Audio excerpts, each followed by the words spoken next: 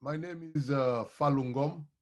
I'm a professor of anthropology at Boston University, and I would like to talk to you today about the written heritage of sub-Saharan Africa that is often overlooked by scholars and teachers and the Western media.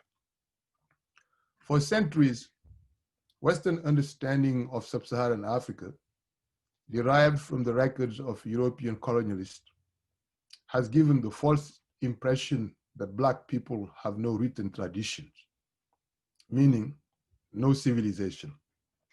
Yet, Africans have used their own centuries-old scripts, such as Ge'ez, Bamung, and others, and have also enriched the Arabic script in multiple ways to write their own languages, a tradition known as Ajami.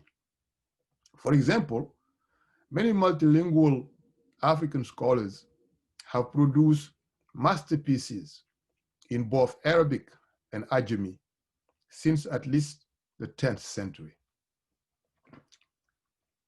The works of these multilingual and multiliterate African scholars have largely been excluded in history textbooks and the media, as they have been excluded in the works of influential Western scholars.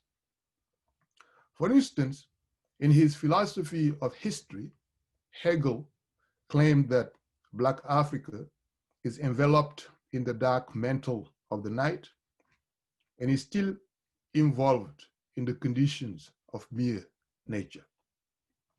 Similarly, the Oxford professor Trevor Roper noted in 1963 that Africa has no history and that there is only the history of Europeans in Africa, and the rest is darkness, and darkness is not the subject of history. These false statements have influenced Western societies in profound ways, informing racial stereotypes on Black people that the media and Hollywood reinforce continuously. Obviously, Hegel and Trevor Roper were not aware of the reports of Baron Roger, the French governor of Senegal, who noted that there were more Negroes who could read and write in Arabic in 1828 than French peasants who could read and write in French.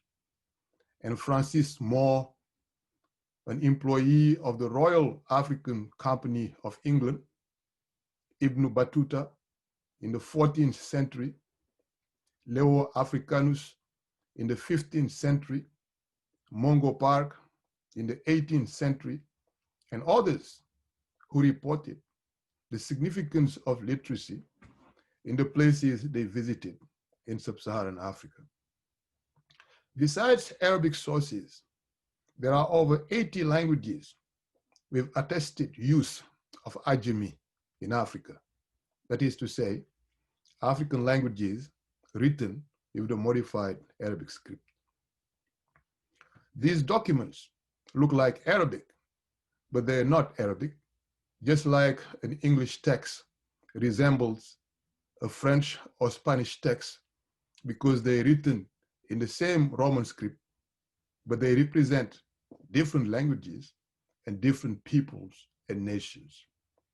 Please share the first slide. African, Arabic, and Ajami documents are rich and they deal with various subjects.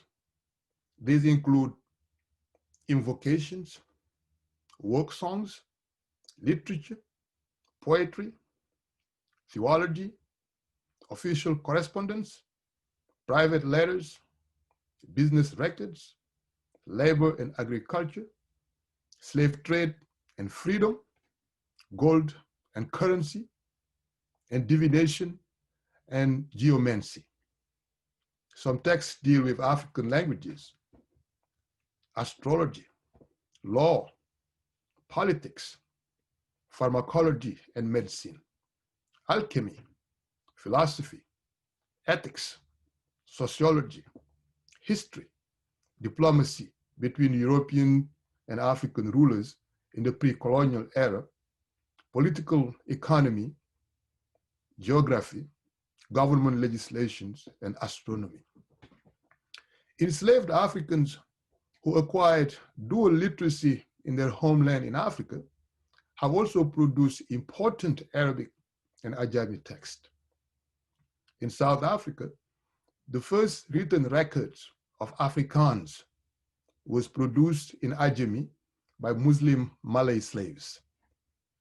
African slaves in Rio de Janeiro and Bahia in Brazil, Jamaica, Peru, Belize, Guyana, Bahamas, Trinidad, Haiti, and Maryland have also produced important Arabic and Ajami documents in the Americas.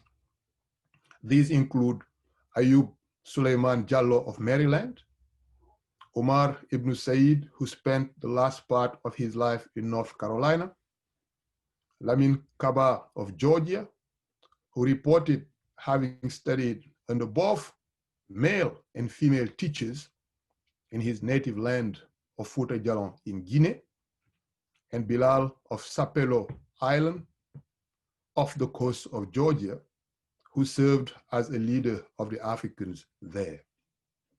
In Jamaica, Abu Bakr al-Siddiqui kept the account of his employer in English Ajami, that is to say, English spelled in Arabic letters, an Ajami tradition he learned in Africa. Ajami and Arabic texts written by enslaved Africans are scattered throughout the Americas, but remain largely unacknowledged. The current misrepresentation of the written heritage of sub-Saharan Africa is also due to the usual separation of North Africa from sub-Saharan Africa in academia and the media. The usual treatment of North Africa and the Middle East as forming one historical zone, which is reflected in academic programs such as MENA, Middle East and North Africa, and the resulting distancing of North Africa from sub-Saharan Africa have contributed to the widespread misrepresentation of sub-Saharan Africa's extensive written and intellectual heritage.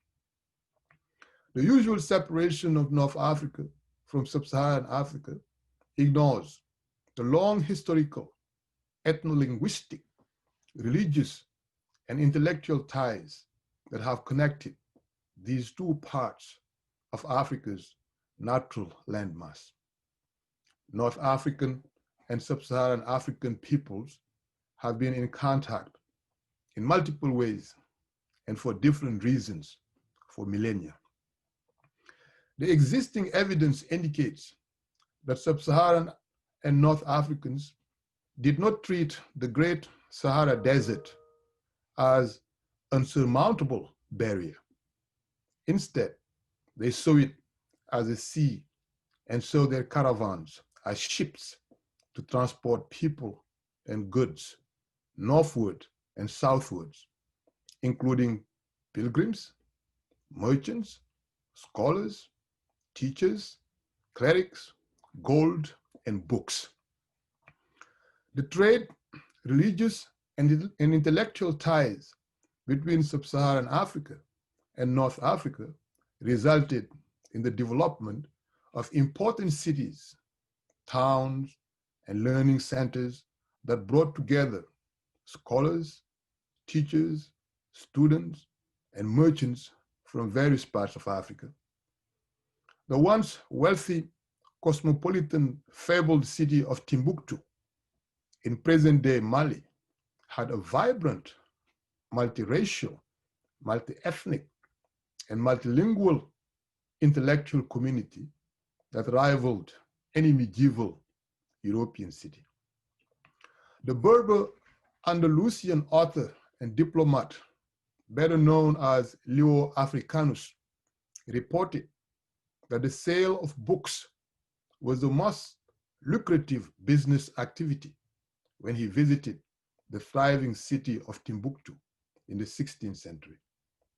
Though Timbuktu has become popular due to its numerous manuscript archives that have been the recent focus of scholars and the media, it was not unique.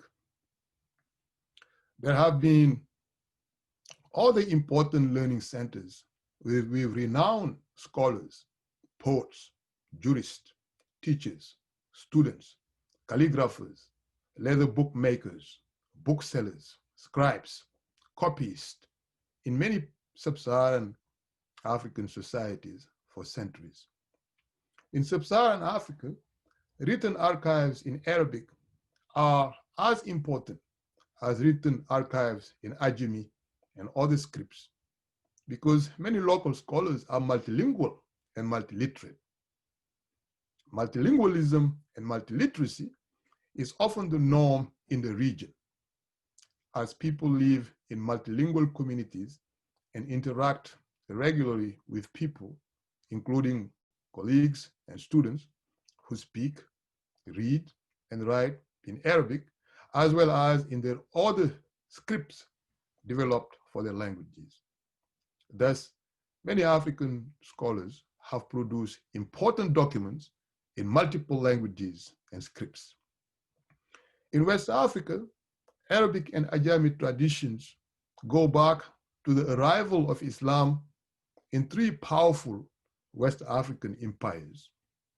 The Ghana Empire, also known as Ouagadougou, which developed from 300 CE to the 11th century, the Mali Empire, which emerged from the 13th century to the 17th century, and the Songhai Empire, which developed from the 15th to the 16th century.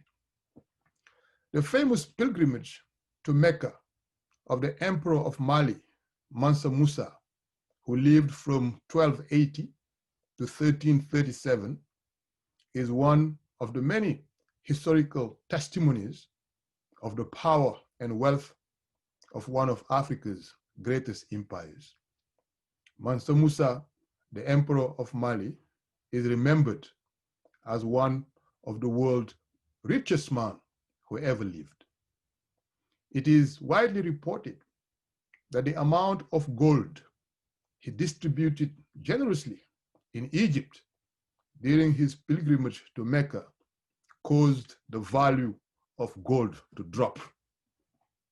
News of his enormous wealth that reached European courts led a Catalan cartographer in the service of the King of Aragon to draw him holding a scepter ornamented with fleur-de-lis and a gold disc on a map.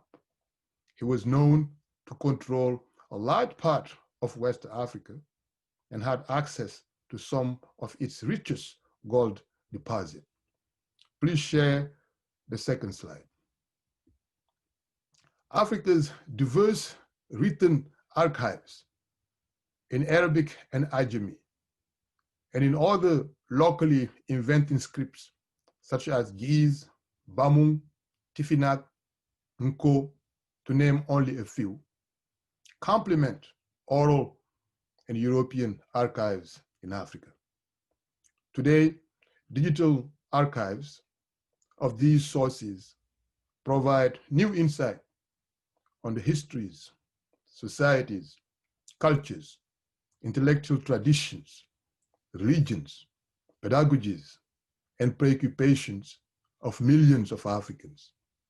These sources constitute untapped mines of new information that can improve the work of scholars, teachers, and students in ways that were not possible before. In conclusion, this non-exhaustive discussion on African manuscripts illustrates the breadth and depth of the vibrant written intellectual traditions that emerged in Africa since the medieval era and endure to this day. Beyond tangible corrections to common stereotypes on sub-Saharan Africa as a land devoid of written intellectual traditions, these manuscripts, written in Arabic, Ajami, Giz, Vai, Bamu, Nko, and other scripts offer unique opportunities to access the rich sources of knowledge previously neglected in the studies on Africa.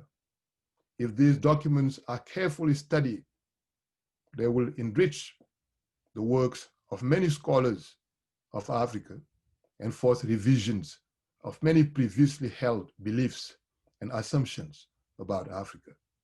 Thank you very much for your attention.